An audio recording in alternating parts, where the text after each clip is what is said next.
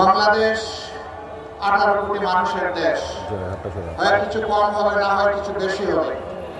ছোট্ট একটি দেশ, পৃথিবীর মানচিত্রের অবস্থান খুঁজে পাইতে হলে খুব গভীরভাবে চোখ ফেলতে হয়। এত ছোট দেশে বিশ্বের কোথাও এত বিপুল জনসংখ্যা নেই। বিপুল জনসংখ্যার এই বাংলাদেশ জনসংখ্যা কোনো অভিশাপ নয়, বরঞ্চ জনসংখ্যাটা জনশক্তিতে পরিণত করতে পারি নাই, এটা আমাদের ব্যর্থতা। এই 18 কোটি মানুষের হাতকে যদি কর্মীর হাতে আমরা পরিণত করতে পারতাম, প্রাপ্তবয়স্ক সকলের হাতে যদি আমরা কাজ তুলে দিতে পারতাম, এই দেশটার চেহারা বদলে যেত। এই দেশেরই মানুষ বিশ্বের বিভিন্ন জায়গায় গিয়ে সেই দেশের চেহারা বদলিয়ে দিচ্ছে, কিন্তু আফসোস নিজেদের দেশের চেহারাটা আমরা বদলাতে এখনো পারিনি। আজকে আমি আল্লাহ তাআলার বিশেষ শুকরিয়া আদায় করছি যে হাজারো নিষ্পেষণ, নির্যাতন, জুলুম, খুন, গুম, ধর্ষণ, লুণ্ঠনের তাণ্ডব চালানোর পর 17.5 বছর পরে বাংলাদেশের মানুষ একটু স্বস্তিতে শ্বাস নিতে পারছে। 15.5 বছর টানা ফ্যাসিবাদী সরকারের বিরুদ্ধে দেশের সকল বিরোধী দল দফায় দফায় আন্দোলন করেছে। এই আন্দোলন করতে গিয়ে অনেক মূল্যবান জীবন ঝরে গিয়েছে। এই আন্দোলন করতে গিয়ে অনেকে পঙ্গু হয়েছে, আহত হয়েছে, অনেককে ধরে নিয়ে গায়েব করা হয়েছে। আজ পর্যন্ত তাদের আপনজন জানে না তারা দুনিয়ায় বেঁচে আছে কি নেই। এই আন্দোলন করতে গিয়ে অনেকে চাকরিহারা হয়েছে, অনেকের ব্যবসা বাণিজ্য ধ্বংস করা হয়েছে, ঘর বাড়ি লুণ্ঠন করা হয়েছে, আগুন দেওয়া হয়েছে, তছনছ করা হয়েছে। আর জামাতে ইসলামীর নেতৃবৃন্দের ঘর বাড়ি বুলডোজার দিয়ে ভেঙে গুঁড়া করে দেওয়া হয়েছে। জামাতে ইসলামীর 1 থেকে 11 জন শীর্ষ নেতাকে খুন করা হয়েছে। বিচারিক আদালতে তামসা, আদালত সাজিয়ে সাজানো পাঠানো আদালত আর সাক্ষী দিয়ে তাদের জীবনকে ধ্বংস করা হয়েছে। সম্মানিত ভাইরা, শেষ পর্যন্ত কোরআনের পাখি খ্যাত সারা দুনিয়ার মানুষ তাদের কলিজায়, যার জন্য আলাদা একটা জায়গা ছিল, আল্লামা দিলওয়ার হোসেন সাঈদীকেও জেলের মৃত্যুর দিকে তারা ঠেলে দিল। তার একটা জানাজা ঢাকায় হবে, তা বরদাস্ত করতে পারল না। শেষ পর্যন্ত তাকে জোর করে পিরোজপুরে পাঠিয়ে দেওয়া হলো। সেখানে সেনাবাহিনী, বিজিবি, পুলিশ, র্যাব, আনসার সব কিছু দিয়ে চতুর্দিক থেকে ঘেরাও করে মানুষের শোক ঠেকানোর চেষ্টা করা হলো। তবু বর্ষণমুখর দিনে মানুষের সুর কেউ ঠেকাইতে পারেনি। সেখানে লক্ষ মানুষ বৃষ্টির পানির সাথে নিজেদের চোখের পানি দিয়ে তাদের প্রিয় মানুষকে দুনিয়া থেকে বিদায় দিয়েছে। জানাজায় শরীক হয়েছে, তার জন্য কেঁদেছে, আল্লাহর দরবারে মাগফিরাতের দোয়া করেছে, তার মর্যাদা বৃদ্ধির দোয়া করেছে। আল্লাহ যেন তাকে শহীদ হিসেবে কবুল করেন সেই দোয়া করেছে। এই শীর্ষ 11 জন নেতা, তাদের সহকর্মী বৃন্দ এবং অন্যায়ভাবে যাদেরকে এই দেশে হত্যা করা হয়েছে, যারা ঈমান নিয়ে বিদায় নিয়েছেন, আল্লাহর দরবারে দোয়া করে আল্লাহ তাদের সকলকে শহীদ হিসেবে কবুল করুন। বিশেষ করে 24-এর এই আন্দোলন, যা 1 জুলাই থেকে শুরু হয়ে 36 জুলাই এসে শেষ হয়েছে, এই আন্দোলনে যারা বুক পেতে দিয়েছিল, বুক পেতে দিয়ে বলেছিল, বুকের ভিতরে তুমুল ঝড়, বুক পেতেছি গুলি কর, বুক পেতে দাঁড়িয়েছিল খোলা অস্ত্রের মুখে, গুলির মুখে, সংকোচ করেনি জীবন দিতে। একজন মন্ত্রীকে এক পুলিশ অফিসার তখন বলেছিলেন, স্যার একটা মারে একটাই পড়ে, এরপরে 4 জন দাঁড়িয়ে যায়, 10 জন দাঁড়িয়ে যায়। এটা সেই দেশ। আলহামদুলিল্লাহ, আমরা গর্বিত। আল্লাহ তাআলা আমাদের বুকে, কুলে, উদরে, মায়েদের পেটে এই ধরনের বীরের জন্ম দিয়েছেন বাংলাদেশে। আলহামদুলিল্লাহ, আমরা আমাদের এই বীর সন্তানদের জন্য গর্বিত। আমাদের অন্তরে তাদের ভালোবাসার একটা বিছানা তৈরি হয়ে গিয়েছে। আমরা তাদেরকে শ্রদ্ধা করি। জাতিকে জালিমের অক্টোপাস থেকে মুক্ত করার জন্য তারা যে উদ্যোগ জীবন বাজি রেখে নিয়েছিল, তার জন্য আমরা তাদের কাছে কৃতজ্ঞ। আমরা দোয়া করি আমাদের এই সন্তানদের মতো আরো সন্তানরা যেন ভবিষ্যতে এই দেশের জন্য দাঁড়িয়ে যায়। প্রিয় দেশবাসী, এই দেশটা বিভিন্ন ধর্ম বর্ণের মানুষের।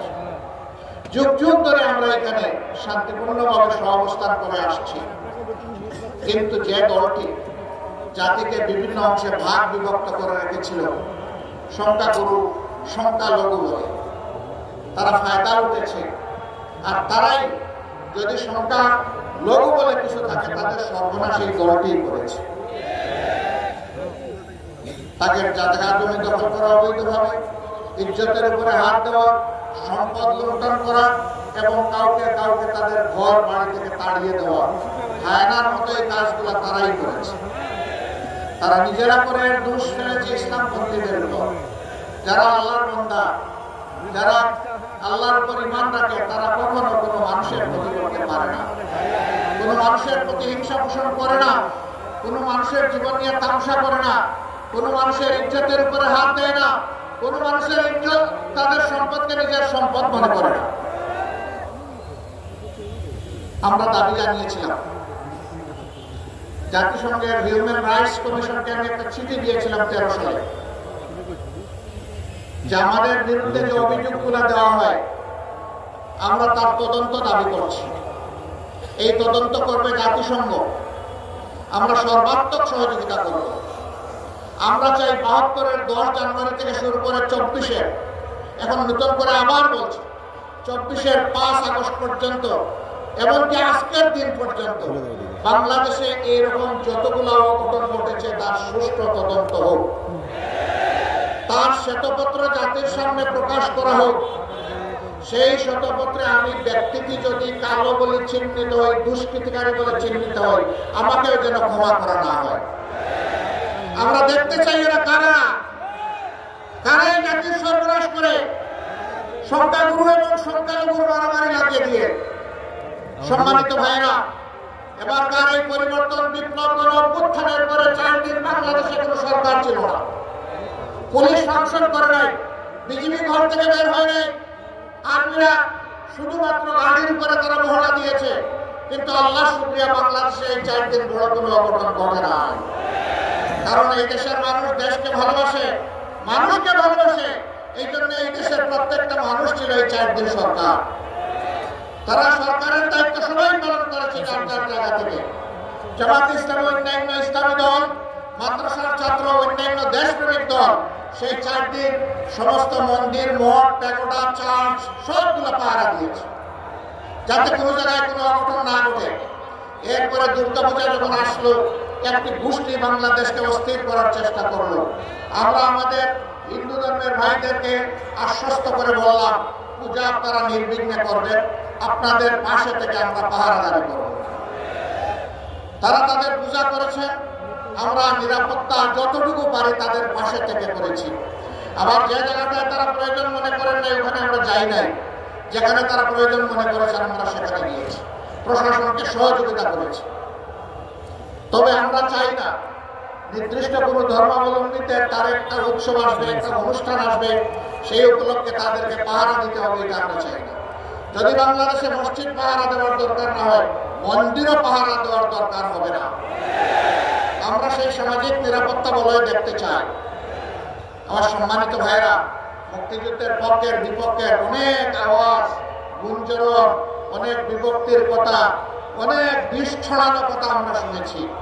আমি প্রশ্ন করতে চাই, যারা এই চেতনার কথা বলেন, সর্বশেষ ঘটনা এবারকার মহান বিজয় দিবসে ভারতের প্রধানমন্ত্রী এটাকে ভারতের বিজয় দিবস দাবি করে টুইট করেছেন এবং তিনি তার দেশের সৈনিকদেরকে, দেশবাসীকে তিনি অভিনন্দন জানিয়েছেন।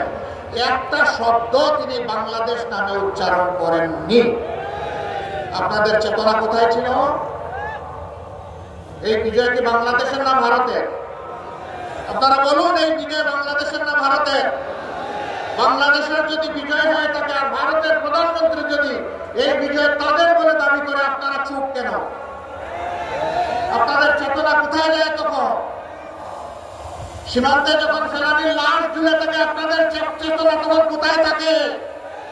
দিনের পর দিন যখন নিরীহ মানুষকে বর্ডারে হত্যা করা হয়, তখন আপনাদের মধ্যে আওয়াজ বের হয় না।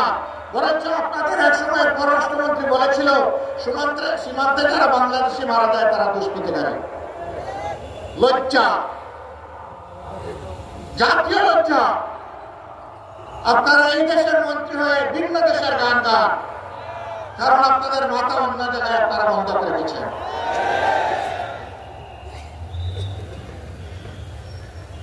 আমরা আমাদের প্রতিবেশী দেশের প্রতি সবসময় শ্রদ্ধাশীল থাকতে চাই এবং আমরা এও আশা করি তারাও আমাদের দেশের প্রতি শ্রদ্ধাশীল থাকবে। আমরা চাই আমাদের প্রতিবেশীরা শান্তিতে থাকুক, আবার আমরা চাই তারাই যেন আমাদের অশান্তির কারণ না হয়। কিন্তু মাঝে মধ্যেই তারা বাউন্ডারি ক্রস করে।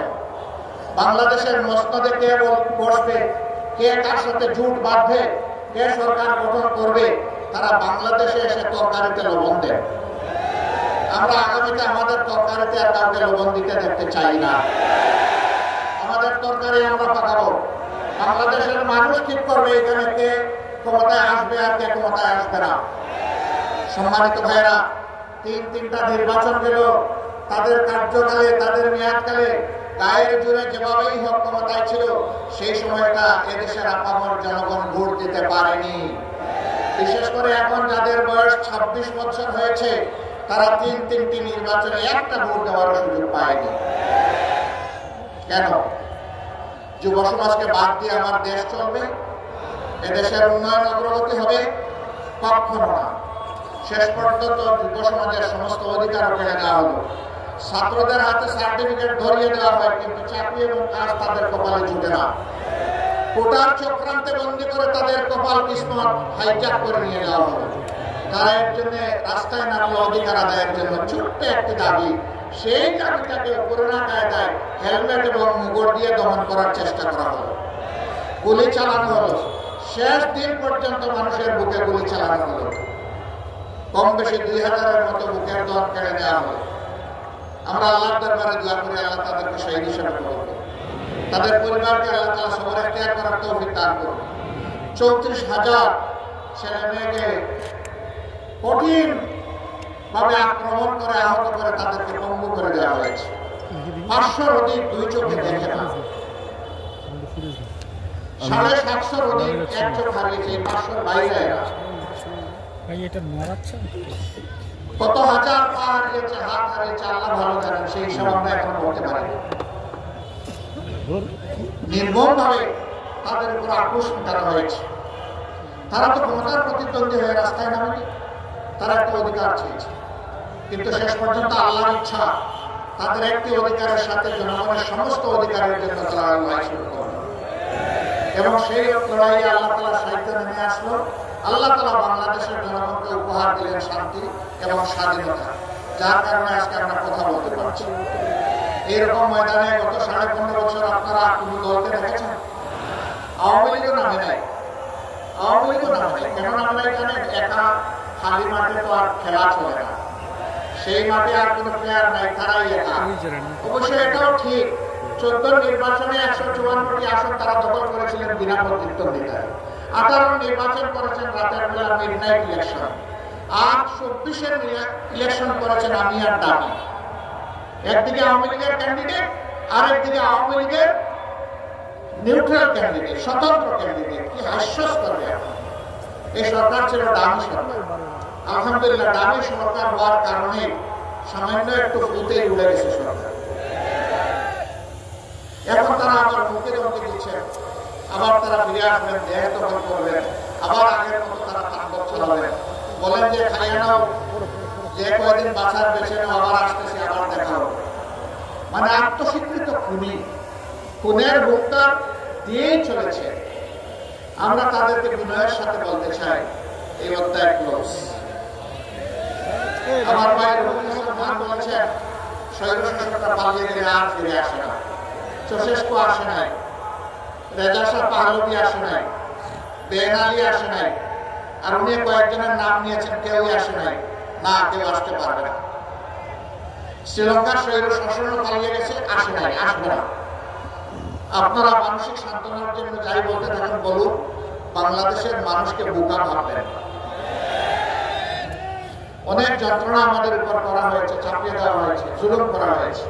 দেশের স্বার্থে আমরা সবগুলো বুকে চেপে এখন দেশটাকে সামনের দিকে সবাই মিলে আমরা এগিয়ে নিতে চাই। আমরা চাই না এই দেশ বার বিভক্ত হোক। আমরা চাই 18 কোটি মানুষের 36 কোটি হাত একত্রিত হোক। সবাই এক হয়ে হিংসা বিদ্বেষ পরিহার করে আমরা সামনে আগাই। তবে এটা ঠিক, যারা খুন করেছেন, গুম করেছেন, যারা লুণ্ঠন করেছেন, চুরি করেছেন, দেশের 26 লক্ষ কোটি টাকা বিদেশে পাচার করেছেন, তাদের বিচার হতে হবে, আর ওই টাকাগুলো দেশে ফেরত আনতে হবে। এগুলো জনগণের টাকা, ফেরত এনে জনগণের কাজে লাগাতে হবে। ঠাকুরগাঁও জেলা, আমি এখানে এসে খবর নিলাম, এটা বাংলাদেশের একটা গুরুত্বপূর্ণ জেলা। এই জেলা বাংলাদেশের উন্নয়নে নিশ্চয়ই অবদান রেখে চলেছে। এই জেলায় উচ্চশিক্ষার কোনো বিদ্যাপীঠ নেই, এখানে কোনো মেডিকেল কলেজ নেই, এখানে কোনো প্রকৌশল কলেজ বা বিশ্ববিদ্যালয় নেই, এখানে কোনো এগ্রিকালচার ইউনিভার্সিটি নাই, এখানে কোনো পাবলিক ইউনিভার্সিটি নেই। কি ঠাকুরগাঁও জেলা বাংলাদেশের অংশ না? যদি অংশ হয় তাকে তাহলে বৈষম্য কেন? এই জেলায় অবশ্যই এই প্রতিষ্ঠানগুলা এই জেলা পাওয়ার হক তার দাবি রাখে। আমরা অন্তর্বর্তীকালীন সরকারকে বলবো, সব যদি নাও পারে, আগামী 1 থেকে যদি বড় কোনো প্রকল্প আপনারা হাতে নিয়ে থাকেন, ঠাকুরগাঁও যেন ওইটা থেকে বাদ না পড়ে।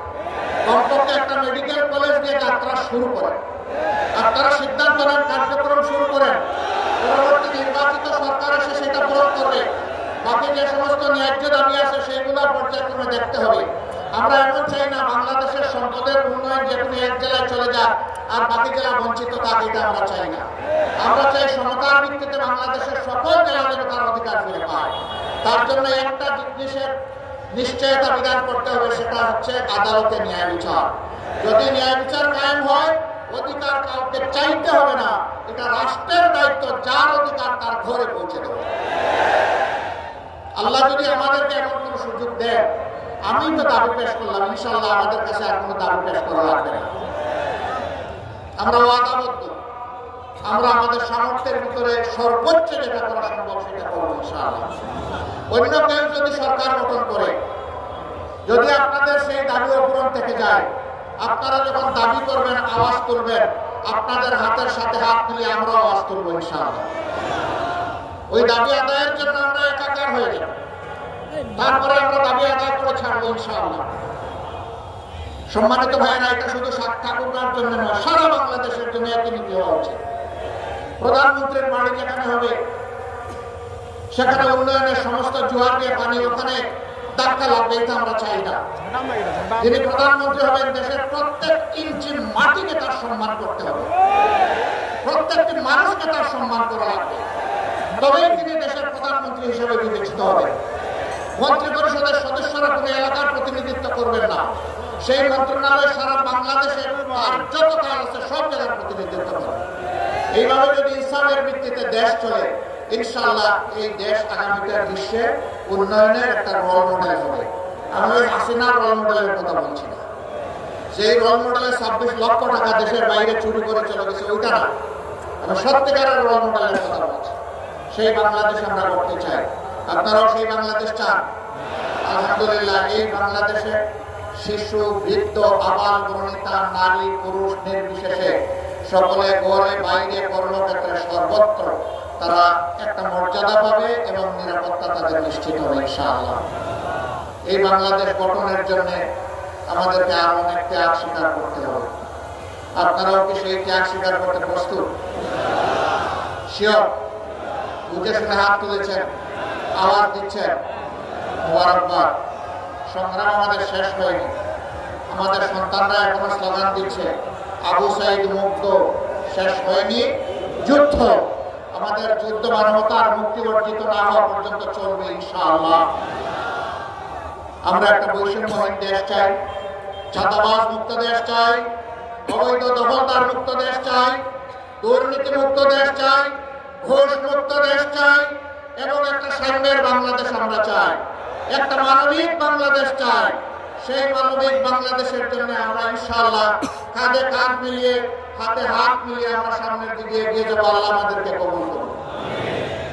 আমরা বাংলাদেশ জামাতে ইসলামী আপনাদের কাছে বিশেষ অনুরোধ রাখতে চাই, আমাদেরকে যদি জনগণের কল্যাণে কাজ করতে দেখেন, দেশের কল্যাণে কাজ করতে দেখেন, দিনের কল্যাণে কাজ করতে দেখেন, আমরা যেন আপনাদের একটু ভালোবাসা পাই, আমরা যেন আপনাদের একটু দোয়া পাই, আপনাদের একটু সহযোগিতা পাই, ন্যায়সঙ্গত কাজে আপনাদেরকে যেন পাশে পাই, আপনাদেরকে যেন সাথে পাই। যদি কোনো অন্যায় করতে দেখেন, আপনাদের পক্ষ থেকে যেন প্রতিবাদের আওয়াজ উঠে, আপনারা যেন আমাদের সমালোচনা করেন, আপনারা যেন আমাদেরকে টান দিয়ে সোজা করে দেন। যদি আপনাদের এই গঠনমূলক সমালোচনা আর যদি দোয়া ভালোবাসা আমাদের সাথে থাকে, আমরা অঙ্গীকারবদ্ধ আল্লাহ তাআলার হুকুম হলে জনগণের ভালোবাসা এবং সমর্থন পেলে আমরা একটি সাম্যের বাংলাদেশ উপহার দেব ইনশাআল্লাহ।